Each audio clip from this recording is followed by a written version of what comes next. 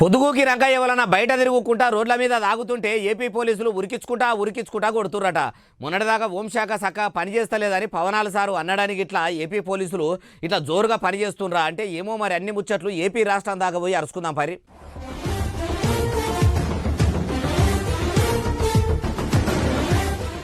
అగో చూసినరా పొద్దు గూటెవాడు ఆల్చమే లేదు. బ్రాండీ దుకాణాల ముంగట్నే ఆటోలో నిలబెడుతుర్రట. నడి రోడ్డు మీద బజాట్లనే ఇట్లా పక్కా కూర్చొని మంచిగా మంచింగును స్టప్గా కూడా తెచ్చుకొని అంచుకు పెట్టుకొని ఇట్లా బీర్లు కోటర్లు లబ్బరి గిలాసాల పోసుకొని వచ్చిపోయేటోళ్ళను చూసుకుంటా తాగుతుర్రట. వాళ్ళు అట్లా తాగుతుర్రంటే మరి పోలీసులు అంటే బుగులు లేకరా, రక్షక బడులు దినం పెట్రోలింగ్ చక్కగా చేయకనా ఏమో కానీ మొత్తానికి ఇట్లా మందుబాబులు ఆటోలో కూర్చుంటే తాగుతుండ్రన్న ముచ్చట ఎరకయి ఏపీ పోలీసులు రంగంలోకి దిగిర్రు. వచ్చి గిలాసాల్లో ఉన్న మందు బీరు సీసాల్లో ఉన్న బీరు పారవోపిస్తుంటే ఆ తాగుబోతల పానము వెళ్ళిపోతుండొచ్చు. పైసలు పెట్టి కొన్న సొమ్ము మందు ఉత్తగా భూమిపాలు కాబట్టి అని ఎంత బాధపడ్డారో ఏమో. అయినా వైన్స్ల కాడ పర్మిట్ రూములు ఉండనే ఉంటాయి. పోయి అట్లా కూర్చొని పర్మిట్ ఇచ్చిన టైం దాకా కూర్చొని కుత్కెల దాకా తాగినా ఎవరన్నా ఏమన్నా అంటారా?